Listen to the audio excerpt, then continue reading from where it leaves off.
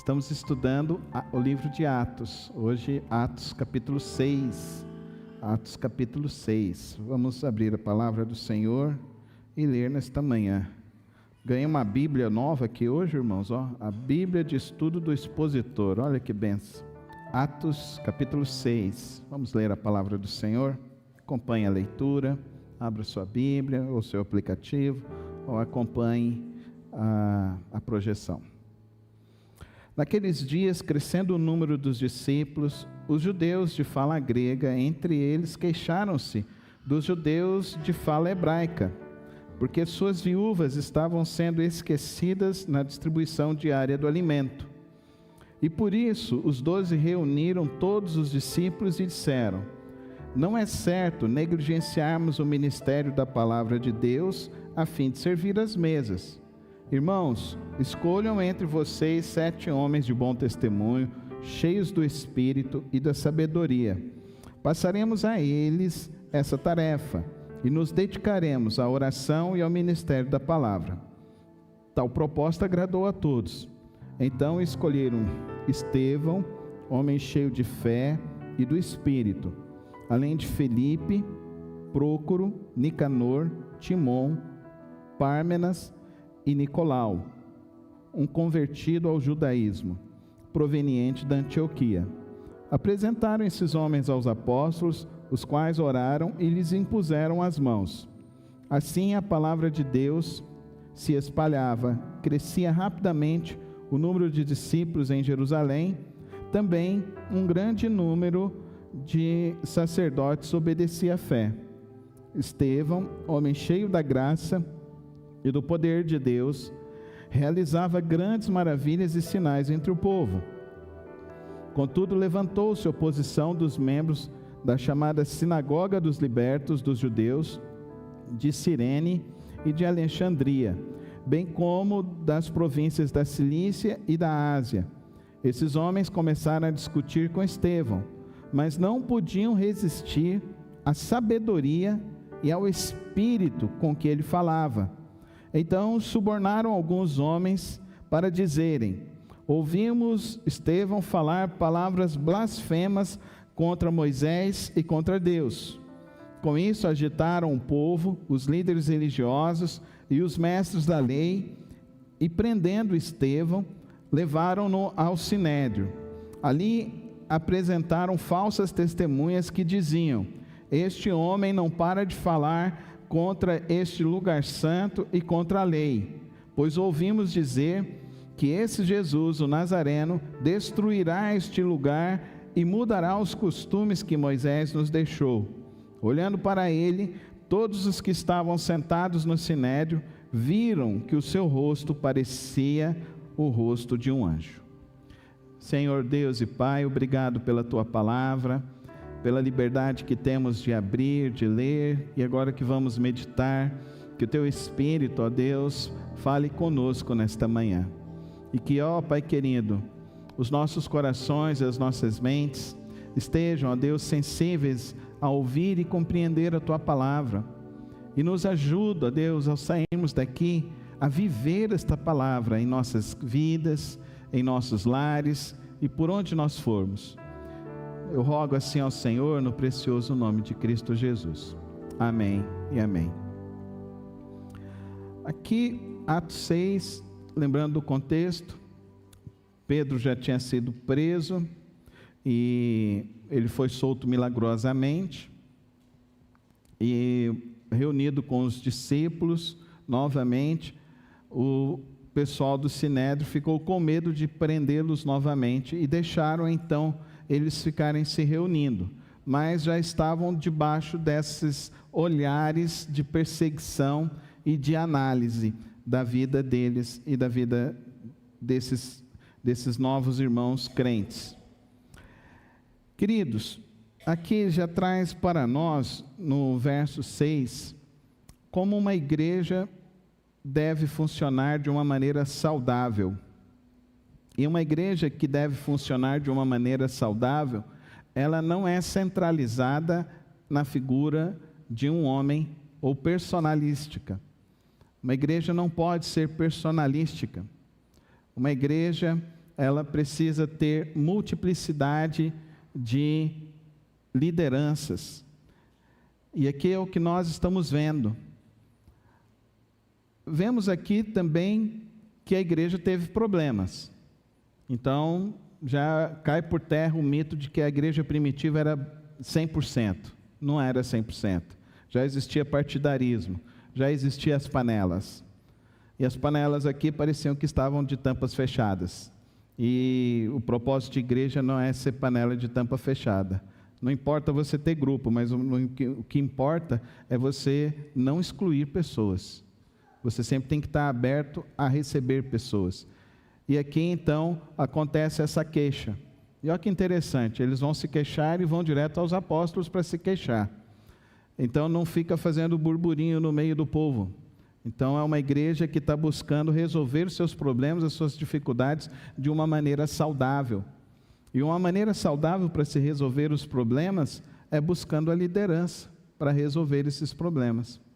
E aqui fica característico algumas coisas sobre liderança dentro da igreja, que os apóstolos dizem então que existem pessoas dentro da igreja que devem estar preocupadas prioritariamente no ensino e nas orações.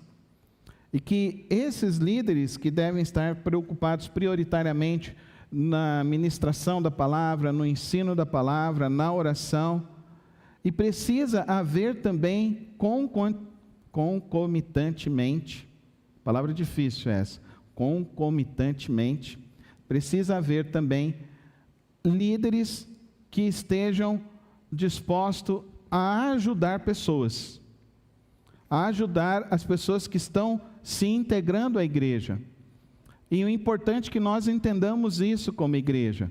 A igreja precisa ser um local para que todos ao visitarem sejam recebidos, bem recebidos e possam se agregar e se filiar à igreja. Então é um papel que todos precisam desempenhar. Mas aqui ele fala que tem pessoas no meio da igreja, que tem pessoas que elas estão mais preparadas. Tem pessoas que estão buscando um preparo, uma qualificação, uma santificação maior dentro da igreja. Por isso que nós vemos então que a igreja não é o local da personalidade de uma pessoa só. Se você sair daqui e ficar falando, eu vou lá na igreja do pastor Carlos, você está errado, viu, irmão? Porque o pastor Carlos não tem igreja não. Não tenho igreja nenhuma. Eu sou um servo dentro da comunidade batista. Como você também deve ser um servo dentro da comunidade batista. E aqui dentro da comunidade batista, você tem que entender que nós estamos vindo para a comunidade batista para servir a Deus. É interessante isso, que no inglês a palavra culto é service, que é serviço. Então a gente vem servir a Deus quando a gente se reúne. E quando a gente tem esse momento desse ajuntamento, dessa congregação, dessa assembleia solene, porque é uma assembleia, porque dentro dessa reunião também é anunciada a palavra, e no anúncio da palavra, deliberações vão acontecer dentro dos corações, dentro das famílias. Por isso que quem está pregando, quem está orando, quem está dirigindo, tem que ter uma idoneidade, uma responsabilidade, um bom testemunho. Mas os que servem também. E aí o que acontece? Os apóstolos falam, vão lá e escolhem 7 pessoas. E eles escolhem essas pessoas. Agora, é interessante, a qualificação dessas pessoas, de bom testemunho, cheios do Espírito e da sabedoria, e precisa haver disposição, e além da disposição, precisa haver também a voluntariedade, a disponibilidade para servir na obra do Senhor. Porque não adianta você falar que você tem um bom testemunho, é cheio do Espírito, é da sabedoria, mas você não tem disponibilidade para servir. Você precisa ter disponibilidade para servir a Deus. A sua agenda não pode ser uma agenda só para ganhar dinheiro, para a sua família ficar bem. A agenda do cristão, ele tem disponibilidade para servir na obra do Senhor. Enquanto as igrejas por aí ficam bolando estratégias de marketing para que os crentes possam se desenvolver, eu ainda sou da moda antiga, que eu creio que a palavra de Deus há de levantar homens e mulheres dispostos, comprometidos com a obra de Deus, com o reino de Deus, de ajudar a discipular. Eu sou dessa moda antiga. Eu sou dessa moda que foi ensinado lá há anos atrás, aprendendo lá nos embaixadores. Está até conversando isso com a irmã Rosa, que a gente tem que começar a incutir isso na mente dos nossos filhos desde pequeno, desde criança. Eles têm que ter essa disposição. Ah, mas o meu filho é tímido. Traz ele para ele aprender a deixar de ser tímido. Porque é assim, é dentro da igreja que vai ensinar. Você acha que lá na escola do seu filho vai deixar de ser tímido? Vai não. Vai não, ele vai sofrer mais bullying lá. E quando falar que é crente, aí piora ainda mais. Eu falo para as minhas filhas que elas enfrentam esse conflito, enfrentam esses choques de opiniões, choques de culturas. Eu falo para elas, eu acho muito bom vocês experimentarem isso. E o meu propósito de ter mudado vocês de escola foi esse, para vocês verem uma outra realidade. Porque quando chegar na faculdade, a realidade ainda vai ser mais cruel. Vai ser mais cruel. Então nós precisamos ensinar desde cedo os nossos filhos. E esse processo de formação espiritual dentro da igreja é um processo contínuo, nunca tem fim. Nunca tem fim. É tão interessante isso, porque você estuda, e sempre tem coisa nova para você aprender na palavra de Deus. E o mais fantástico é que tem coisas que Deus está falando para você melhorar em você. Por isso que a pregação, antes de você pensar no outro, tem que ser para uma autoavaliação. Então, antes de eu vir pregar aos irmãos, eu sempre reflito sobre isso, sobre o que eu vou apresentar. Nos meus cursos que eu dou de teologia, eu digo para os irmãos, nas aulas de homilética, que a pregação é sempre maior que o pregador. É sempre maior. Porque o pregador também está tentando chegar lá. Então todos nós estamos nesse processo de desenvolvimento espiritual. Então não é só a responsabilidade do pastor ter bom testemunho. Nós estamos vendo aqui que os líderes também têm que dar bom testemunho. Que a igreja, os servos de Deus, têm que dar bom testemunho. Então essas três qualidades são importantes, vitais para a vida cristã. Dar bom testemunho. Em outras palavras, pede feedback. Pergunta para o seu filho como que ele te vê. Pergunta para a sua esposa como que ela te vê. Para os teus irmãos como eles te veem. E você que vai dar feedback, aproveite para não machucar o outro, mas em amor ajudar o outro a se desenvolver, principalmente dentro da igreja. Dentro da igreja os nossos relacionamentos precisam ser assim, relacionamentos mais frutíferos. Nós precisamos estar abertos para isso. Dar bom testemunho representa isso. Cheios do Espírito. Querido irmão, você é cheio do Espírito? Você busca ser cheio do Espírito? Essas são qualidades. Ser cheio do Espírito. Aí você me pergunta, como é ser cheio do Espírito, pastor? Está lá, Gálatas 5 foi a nossa campanha da família esse ano, em maio. Que foi o fruto do Espírito. É você desenvolver o amor, ser amoroso, ter paz no coração, transmitir paz aos outros. Alegria, ser uma pessoa feliz, não ser uma pessoa negativa, mas alegria. Bondade, ser uma pessoa bondosa. Fidelidade, ser uma pessoa fiel a Deus, fiel à sua família. Mansidão, ser manso. Não adianta ser irracível, briguento, emburrento, resmunguento. Não, ser manso, mansidão. Domínio próprio. Não é uma pessoa intempestiva. Ah, não, eu sou intempestivo. Não, se corrige hoje, irmão, em nome de Jesus, amém? Se você quer ser cheio do Espírito Santo, se corrige. pastor não pode fazer você ser cheio do Espírito Santo, não. Para de cair nessa ladainha aí desse neopentecostalismo barato. Levanta aí quem quer ser cheio do Espírito Santo. Soprar para as pessoas caírem. Primeira vez que eu fui numa reunião dessa, soprou e eu não caí. Aí chegou um outro do lado, assim, ficou orando em línguas, e um outro aqui, e me empurrando para mim cair. Aí eu falei assim, chega, irmão, chega. Se Deus quiser me derrubar um dia, Ele vai me derrubar. Amém, irmãos? Mas eu não quero ser derrubado assim. Eu quero ser derrubado no meu orgulho. Isso eu quero cair. Na minha vaidade, nisso eu quero cair. Eu quero ser derrubado nos meus pecados, na minha iniquidade, nisso eu quero cair. Eu quero cair não para cair e ficar ali. Eu quero cair para ser transformado. Amém, irmãos? Eu quero ser assim como Jacó, entendeu? Lembra de Jacó lá no Vale de Jaboque? Lutou com Jesus, mas saiu de lá transformado. Saiu de lá modificado.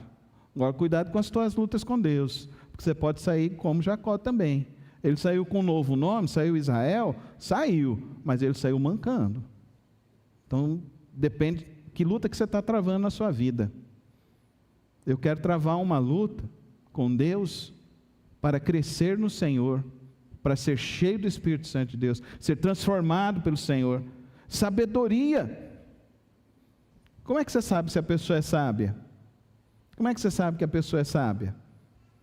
Como que você define sabedoria para você? Como que você fala, não, aquela pessoa é sábia? O que é uma pessoa sábia para você? Uma pessoa sábia para mim é uma pessoa que dá bons conselhos. Um bom conselheiro. Um bom conselheiro, então, neste mundo, para quem é casado, não vai falar para você desistir do seu casamento de maneira nenhuma. Um bom conselheiro neste mundo, ele não vai falar para você desistir do seu filho de jeito nenhum.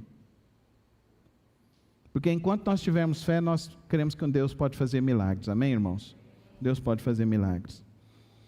Aí eles foram e escolheram, louvado seja o Senhor. Amém, irmãos? Louvado seja o Senhor. Eles acharam 7 no meio deles. Amém? Ontem, graças a Deus, a gente teve uma reunião da liderança aqui da igreja. Foi uma reunião abençoada, produtiva, discutindo os projetos da igreja, avaliando o andamento da igreja. Louvo a Deus pelos irmãos que estiveram aqui ontem. Foi cansativo, começou 4 horas, terminou quase 6h30, mas foi uma bênção, porque a igreja tem muitos assuntos para serem tratados. O pastor não decide nada sozinho, irmãos. Tudo é tratado na liderança. Aí, mês que vem, já estamos em outubro, né? Mês que vem, em novembro, último domingo de novembro, vem a assembleia da igreja. Aí vem tudo já da direção para acompanhar e apresentar para os irmãos. E se existem assuntos que precisam ser tratados de uma maneira mais profunda, vão ser tratados. Porque a igreja é assim, irmãos. Essas igrejas personalistas, eu tenho muito medo dessas coisas. Tenho muito medo dessas coisas. Gente que olha demais para o homem, se figura demais no homem. É complicado isso. Nós que somos líderes, nós precisamos dar bom testemunho. Lutar para isso. Para dar sempre um bom testemunho para todas as pessoas. Mas a igreja precisa produzir líderes. A igreja precisa produzir irmãos cheios do Espírito Santo de Deus, com bom testemunho, cheios da sabedoria. Eles encontraram essas pessoas. E eu louvo a Deus porque ao longo desses anos aqui na frente da igreja, Deus sempre tem colocado pessoas assim na igreja, que nos ajudam na hora das decisões, que nos ajudam nas resoluções da igreja.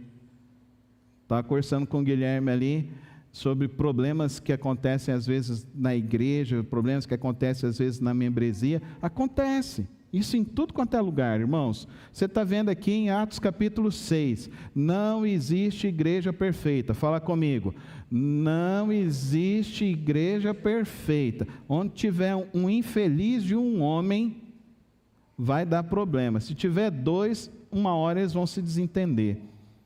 Você não é casado? Você é casado, não é?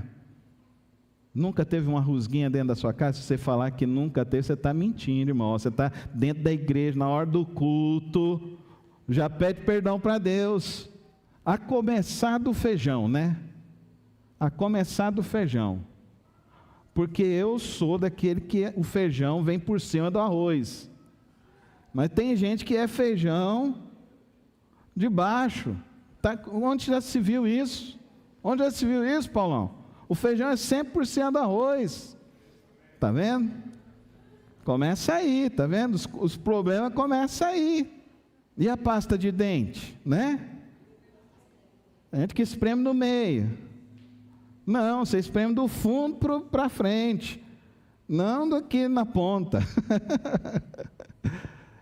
Percebem, irmãos? Por isso que igreja é um local que não pode perder a visão da missão que ela tem. Fala comigo. A igreja não pode perder a visão da missão. Porque olha o que ele diz aqui, verso 7. Assim a palavra de Deus se espalhava, crescia rapidamente o número de discípulos em Jerusalém. Também um grande número de sacerdotes obedecia à fé. Está dando para você entender, queridos irmãos? E isso serve para você aplicar dentro da sua casa. Dentro da sua casa. Porque tem as rusguinhas? Tem. Mas tem a virtude do amor. A virtude do encantamento. Então fica na virtude do encantamento, na virtude do amor. As rusguinhas, deixa o arroz ser por cima do feijão, irmãos. Deixa. Quando você se servir, por isso que eu gosto de fazer o meu prato. Aí você faz do jeito que você acha melhor, entendeu? Agora, se você fica paralisado nos problemas, se os apóstolos ficassem aqui, esse problema aí, quem que foi? Olha que interessante. Deixou de atender quem? Deixou de atender quem? Não, eles não estão nem aí para esse tipo de negócio. Dá para você entender? Como que você resolve seus problemas? Nas questiúnculas ou você resolve os seus problemas? Deu para você entender? Os apóstolos já foram resolver o problema. Não ficou nas questiúnculas. Quem que ficou de atender? Mas não pode deixar de atender aquela irmã mesmo, né? Não, ele falou assim, é o seguinte, é muito trabalho, precisa de gente para trabalhar. Quem está disposto para trabalhar? Escolhe aí as pessoas que estão dispostas a trabalhar. E tinha gente disposta a trabalhar, tinha gente que estava preparada para trabalhar. E na sua casa é assim, querido irmão, não dá tempo para ficar perdendo tempo com questiúnculo, com resmungo, com problema não.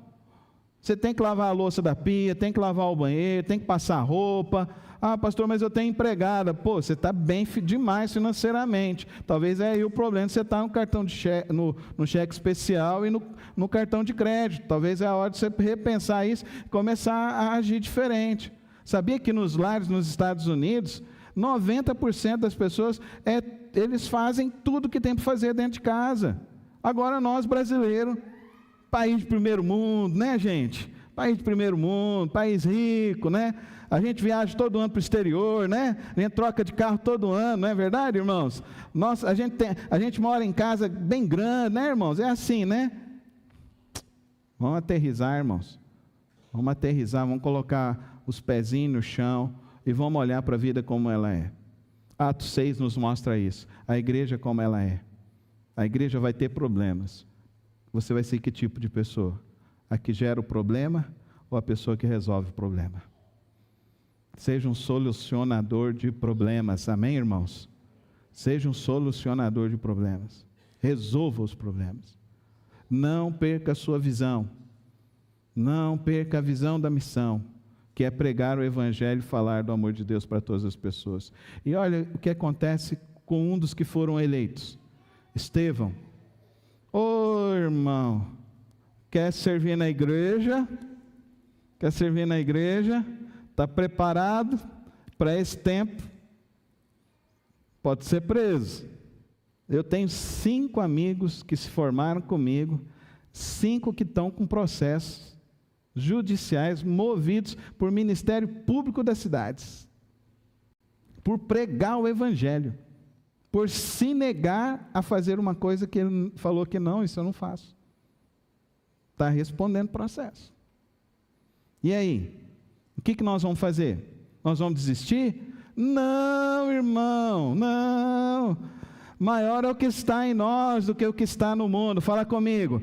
Maior é o que está em nós do que o que está no mundo. Maior é o que está em nós, entendeu? A nossa visão é para a vida eterna, amém, irmãos? Esse momento é leve, é passageiro, vai estar correndo, entendeu? Logo vai acabar. Então, foca naquilo que é eterno. E olha que coisa maravilhosa esse Estevão. Que homem cheio de Deus. Domingo que vem não vai dar para a gente estudar Atos 7, mas no outro domingo, dia 23, nós vamos estudar Atos 7, e nós vamos ver esse Estevão de uma maneira mais profunda. Mas hoje eu quero destacar alguns aspectos desse Estevão. Querido irmão, quando você está buscando a Deus, Estevão, homem cheio da graça e do poder de Deus, aqui não é apóstolo, entenda isso, não é o apóstolo, não é o pastor, é um homem recém-colocado como diácono da igreja. E a palavra diácono não quer dizer que foi um título. A palavra diaconia significa serviço. Diaconia. Aí os irmãos vêm assim de outras igrejas que tem aquela estrutura de corpo diaconal. Pastor, a igreja vai ter corpo diaconal? Eu falo, o corpo diaconal dessa igreja é todos os membros, amém, irmãos? É todos os membros, que se você não está vivendo assim, você está no lugar errado, irmão. Corrija a sua vida. Igreja é para isso. Igreja é para a gente melhorar, é para a gente dar bom testemunho, é para a gente ter sabedoria, é para a gente viver a visão de evangelizar as pessoas. Igreja é para isso. Igreja não é estrutura de poder. Quanto menos título, melhor é para a igreja. Nós começou a inventar título para a igreja, virou esse negócio terrível que está aí. Isso que está vivendo aí. Os pastores que ficam disputando uns com os outros, brigando uns com os outros. Não, pelo amor de Deus. Nós estamos aqui para pregar o evangelho, fazer o que essa igreja fazia. A igreja crescia rapidamente, em número de discípulos. E Estevão está lá, no meio da igreja. Ele era um crente comum. E fala que esse homem comum, o que ele faz, irmãos? Ele ora, ele prega, ele impõe as mãos, as pessoas são curadas, as pessoas são transformadas. Quantos aqui querem ser igual a Estevão? Dá para você entender? Está entendendo, querido irmão? O modelo de igreja que a gente está vivendo é um modelo de igreja que fica querendo criar clero, criar status no meio das pessoas. Isso não é igreja. Igreja é um organismo vivo, de homens e mulheres que são discípulos de Jesus, e sendo discípulos de Jesus, vivem como discípulos, pregando o evangelho, cheios de Deus. É o que eu digo para os irmãos: para de acreditar que a oração do outro é mais forte que a sua. Para com isso. Vamos crescer, igreja. Para. Ah, mas o outro tem uma oração, pastor, porque ele ora assim, parece que ele vê as coisas. Para com isso. Veja o Espírito Santo de Deus que está em você. Ele está em você. Ele não é, nós não estamos no Antigo Testamento em que o Espírito habitava alguns. O Novo Testamento é: o Espírito Santo habita em todos. É Cristo em nós. Fala comigo. Cristo em nós. É Cristo em nós. Olha esse homem, gente. Um homem cheio da graça, do poder, realizava grandes maravilhas e sinais entre o povo. Gente, eles têm que arrumar uma treta com ele. Além de arrumar a treta com ele, eles têm que arrumar gente para mentir, para dar falso testemunho, perjúrio. E eles aceitam o falso testemunho. Está sendo acusado, está sofrendo mentira, está sofrendo ataque. Mas como que Estevão está, gente? Está difícil demais a vida, você não sabe o que eu estou passando, está tão complicado, você não sabe como é que é as coisas, todo mundo falando mal de mim, todo mundo... Ele está assim resmungando, está assim murmurando? Não. Olha o verso 15. Olhando para ele, todos os que estavam sentados no sinédrio viram que o seu rosto parecia o rosto de um anjo. Deixa eu te falar uma coisa muito séria nesta manhã. Saia da mediocridade espiritual. Saia da mediocridade espiritual. Saia do comodismo espiritual. Tome uma postura séria diante de Cristo, diante da cruz de Cristo, diante do Evangelho de Cristo Jesus. Tome uma postura séria diante do Senhor Jesus Cristo.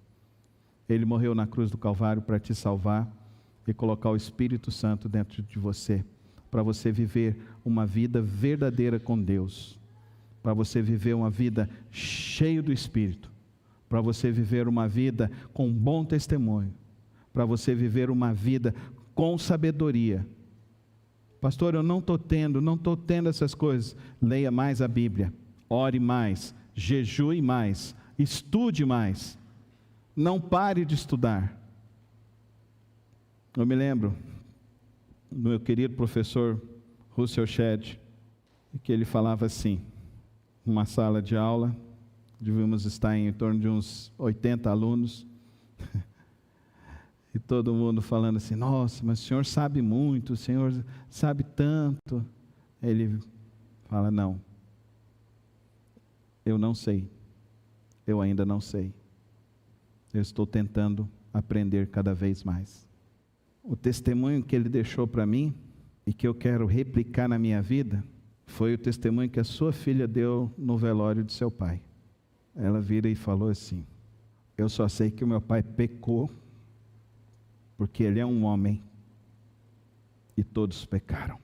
Viva para o Senhor Jesus Cristo.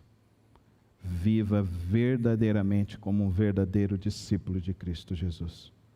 Seja verdadeiramente um homem de Deus, uma mulher de Deus. Entenda que nós estamos neste mundo para testemunhar a obra que Cristo fez em nós. Amém? Feche os teus olhos, ora ao Senhor neste momento, apresenta a sua vida, assuma hoje um compromisso com o Senhor Jesus Cristo, na obra do Senhor Jesus, assuma um compromisso com Deus, de viver para Cristo Jesus. Eu sei que essa igreja cresce, é porque o Espírito Santo de Deus se move, não são por estratégias humanas, porque todas elas são falhas, mas é pela bondosa e maravilhosa graça do Senhor. Então viva para Deus, porque é o Espírito que vai te fortalecer. E mesmo que você tenha que enfrentar uma luta na sua vida, acusações, o Espírito estará com você, e Ele fará com que o seu rosto resplandeça a glória de Deus. Olha que coisa maravilhosa o Senhor Jesus tem para mim e para você. Olha que coisa maravilhosa. É um poder sobrenatural de Deus em nós. Viva para o Senhor Jesus. Faz essa oração hoje. Diz, Senhor, eu quero viver para Ti. Eu quero ser um homem, uma mulher que dê um bom testemunho, cheio do Teu Espírito Santo, cheio da sabedoria do alto. Que as palavras da minha boca, o meditar do meu coração sejam para agradar o Senhor, sejam para manifestar a glória, dar um testemunho de que o Senhor é um Deus poderoso, maravilhoso. Tu és a razão para o nosso viver, Tu és a nossa esperança. Toma as nossas vidas nesta manhã, Santo Deus. Toma as nossas vidas nesta manhã. Que possamos viver, ó Deus, como homens e mulheres que vivem para a Tua glória. E que as pessoas digam que nós vivemos para o Senhor Jesus. É assim que eu lhe suplico nesta manhã, no precioso nome de Cristo Jesus. Amém. Se você nesta manhã está fazendo essa decisão a Deus, fique em pé, eu quero orar por você neste momento. Quero colocar a sua vida diante do Senhor. Se você entendeu que Deus requer um compromisso maior seu de vida com Ele, com o reino dEle, com a causa dEle, com a igreja dEle, entenda que esse passo é maravilhoso. É maravilhoso servir a Deus, irmãos. É algo tremendo, é algo sobrenatural. Eu não tenho nenhum momento de arrependimento na minha vida. Lá atrás, quando tinha 18 anos, eu falei: Senhor, a minha vida é tua. Eu falei: eu vou viver, Senhor, todos os dias da minha vida para o Senhor. Não tem arrependimento nenhum, irmão, nenhum. Que a nossa alegria seja essa, se alegrar em Deus, o nosso Redentor, o nosso Salvador.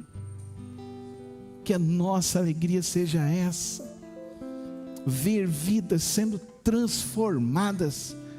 Deus quer usar você, quer usar sua boca, quer usar sua vida, quer usar sua casa, quer usar seu trabalho. Deus quer te usar, Ele quer te usar. E se você se disponibiliza para Ele, Ele vai te usar poderosamente, assim como estava usando Estevão. Oh Senhor, gera Estevão no nosso meio, Senhor. Gera, ó Deus. Eu quero ouvir você me contando que você orou e a pessoa foi curada, irmão, irmã.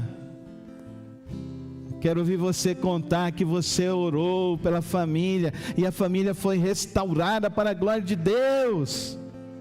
Porque é isso que Deus nos colocou para fazer, é isso que Deus tem nos dado. O Espírito Santo dEle, não para nos vangloriar, mas para darmos esse testemunho da obra dEle, do poder dEle, da manifestação soberana dEle. Ó Deus, o Senhor que conhece os corações, o Senhor que conhece cada vida, o Senhor que chamou cada um aqui para estar nesta hora. Eu peço a Deus que este agir poderoso do Senhor, que essa fé venha crescer todos os dias da vida dos meus irmãos, das minhas irmãs, Pai. Que essa fé no Senhor, essa convicção no Senhor, e que eles possam ter experiências, ó Deus, poderosas contigo, experiências maravilhosas com o Senhor, ó Pai. Que eles entendam, ó Deus, que serve ao Senhor Todo-Poderoso. O Todo-Poderoso de Israel é o nosso Deus. Toma, ó Deus, nossas vidas. Age em nós. Em nome de Jesus. Amém. E amém. E amém.